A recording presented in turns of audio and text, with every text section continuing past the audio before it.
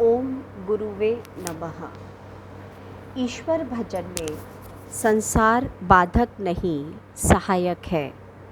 लेखक परम भागवत परम संत पंडित मिहिलाल जी। रामाश्रम सत्संग मथुरा। प्रकाशक साधन प्रकाशन डेम्पियर नगर मथुरा। पृष्ठ संख्या 27 से। गुरु क्या है? गुरु क्या है यह आप पूरा समझ नहीं पाएंगे। आप जानते हो मंदिर की एक सुंदर मूर्ति क्या है। वह किसी एक विशाल पर्वत की छोटी सी शिला से बनी हुई मूर्ति है। पर्वत कितना विशाल है, कितना बड़ा है, कोई ख्याल भी नहीं करता। लेकिन उस मूर्ति के दर्शन को लाखों मील से लोग आते हैं। बड़ी श्रद्धा है, कितना विश्वास है।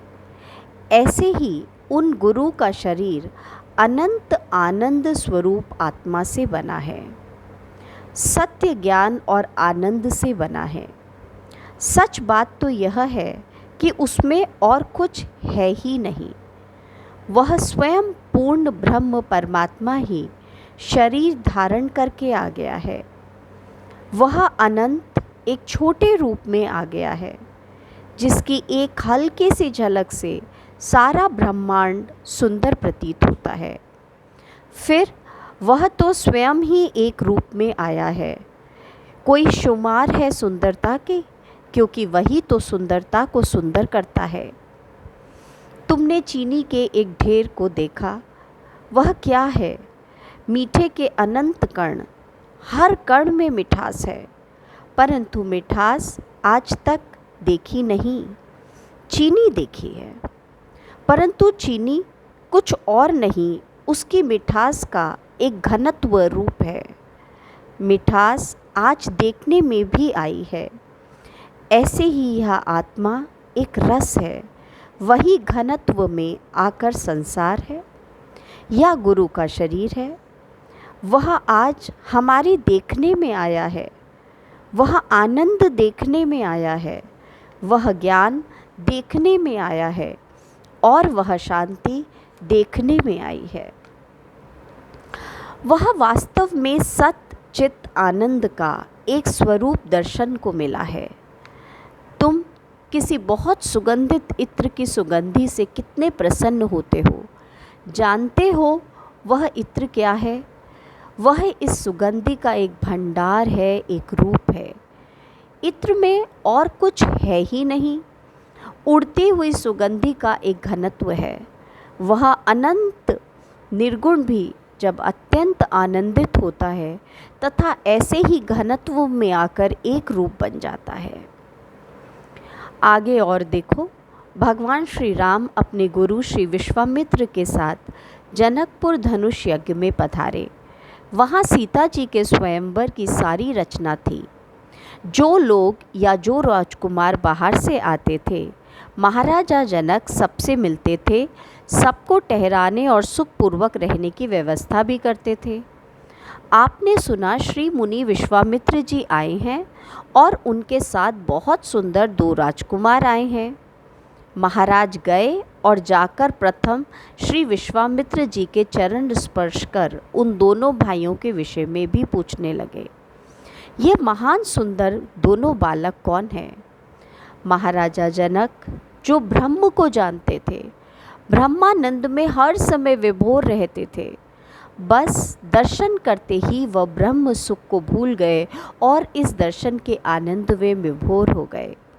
क्योंकि वहाँ ब्रह्म सुख का वर्णन था, यहाँ साक्षात ब्रह्म का दर्शन था। वही गुरु है। साधक, आपने मोमबत्ती देखी है, उसका रूप है, वह देखने में आती है। उसमें लंबाई है, भारीपन है, रंग भी है और उसमें कहीं प्रकाश नहीं, परंतु जब उसमें अग्नि प्रवेश कर दी जाती है तो धीरे धीरे प्रकाश फैलाती है, उसी प्रकाश में लय हो जाती है। क्या जीवन का ऐसा ही हाल नहीं है? जब किसी महापुरुष का प्रकाश दूसरे में प्रवेश करता है तो वह भी उस बत्ती की तरह कुछ नहीं रहता। अपने ईश्वर अपने स्वरूप में लय हो जाता है। जैसे मोमबत्ती का जल कर न रूप रहता है न निशान, ऐसे ही साधक इस साधना से अपने स्थूल और सूक्ष्म रूप को भी त्याग प्रभु में विलय हो जाता है। जैसे आप अपने घर के दरवाज़ों पर कुछ पर्दे या चिक लगा देते हैं कि बाहर का आदमी घर में बैठे आदमियों को न देख सके, ऐसे ही जीवन में कुछ ऐसे पर्दे हैं कि हम सामने वस्तु हुए भी नहीं देख पाते और जो लाभ लेना चाहिए नहीं ले पाते। यह पर्दे बड़े विचित्र हैं। कोई बड़ा अच्छा विद्यालय है, सैकड़ों विद्यार्थी हर वर्ष उसमें से आचार्य होकर निकलते हैं, परंतु उसी विद्यालय में चपरासी, माली या और कर्मचारी सारी आयु उसी में बिताकर एक अक्षर भी नहीं सीख पाते। फिर हमारी इच्छा होते हुए भी किसी सत्पुरुष से इसलिए लाभ नहीं उठा पाते कि अरे वह तो अपने आदमी हैं, हम उन्हें खूब जानते हैं, कभी उनसे इस विषय पर बात कर लेंगे। कोई इसलिए भी लाभ नहीं उठा पाते कि अरे वह तो हमारे बड़े पुराने मित्र हैं, मिलते ही रहते हैं। उन्होंने कभी इस प्रकार की बात भी नहीं की। किसी के घर में ही ऐसे पुरुष हैं, परंतु उनके प्रेम में वह समझ भी नहीं पाते कि हमारे घर में यह प्रकाश कैसे हो रहा है। पूज्य श्री गुरुदेव और अपने गुरु श्री महात्मा जी महाराज के साथ कई वर्ष रहे, परंतु बात भी नहीं आई कि अध्यात्म विद्या क्या है, कैसे मिलती है। ऐसे छुपाए रहे मानो यह कुछ जानते ही नहीं, कभी बात भी नहीं की। रहन सहन, पहनावा, गृहस्थ जीवन, राज्य की एक सर्विस, उसको ईमानदारी से निभाना, किसी से इधर की अधिक बात भी नहीं। न हाथ में माला, न कोई साधु होने का भेष, न जोर जोर से कभी भगवान का नाम लेना, न किसी सभा सोसाइटी में अधिक जाना, न उसमें कोई अधिक भाग लेना।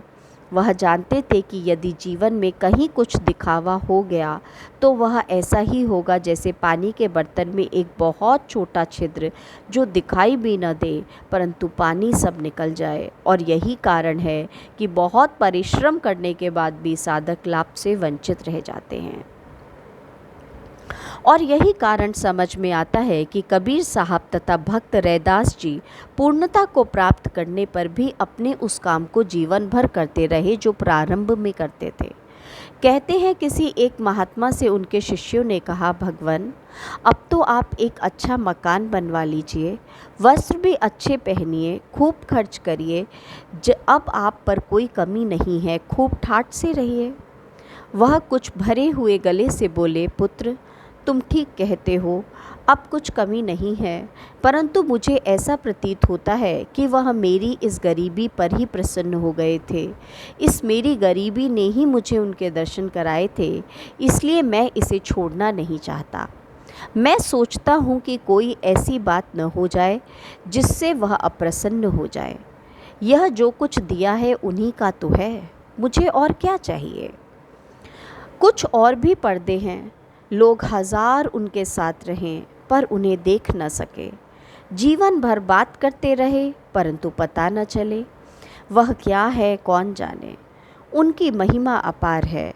हाँ, वही कृपा करे तो कुछ पता चल जावे। किसी ने कहा भी है कि आपके मुख पर अनंत पर्दे हैं, एक यदि किसी प्रकार हटा भी दिया जाए तो झट दूसरा आ जाता है। अर्जुन उनके साथ समय रहने वाला सखा था, परंतु वह तो ठीक देख नहीं सका। तब एक दिन वह कहने ही लगा, हे परमेश्वर, आप अपने को जैसा कहते हो वह ठीक है, परंतु मेरा हृदय चाहता है कि मैं आपके उस परम तेजोमय रूप का, जो ज्ञान, ऐश्वर्य और शक्ति से पूर्ण है, दर्शन करूं। क्या यह मेरे लिए संभव है? क्या मैं आपके उस महान सब में व्याप्त स्वरूप का दर्शन कर सकता हूँ? यदि ऐसा संभव हो तो दर्शन दीजिए। भगवान बोले, हाँ, तू देखना चाहता है तो तू अवश्य ही मेरे उस स्वरूप को देख, परंतु मैं जानता हूँ कि तू इन प्राकृतिक नेत्रों द्वारा मुझे उस स्वरूप में नहीं देख सकेगा, इसलिए मैं तुझे दिव्य तथा अलौकिक चक्षु देता हूँ जिनसे तू मेरे उस अद्भुत स्वरूप को देख सकेगा। नेत्रों को पवित्र बनाओ, मन को शुद्ध करो, तो तुम प्रभु का दर्शन अथवा गुरु दर्शन के अधिकारी हो सकते हो। श्री तुलसीदास जी ने भी यही लिखा है कि गुरु के चरणों के सुंदर नखों का ध्यान करो, दिव्य प्रकाश मिलेगा और वह दर्शन हो सकेगा। हरि ओम तत्सत। आगे का अगले अंक में।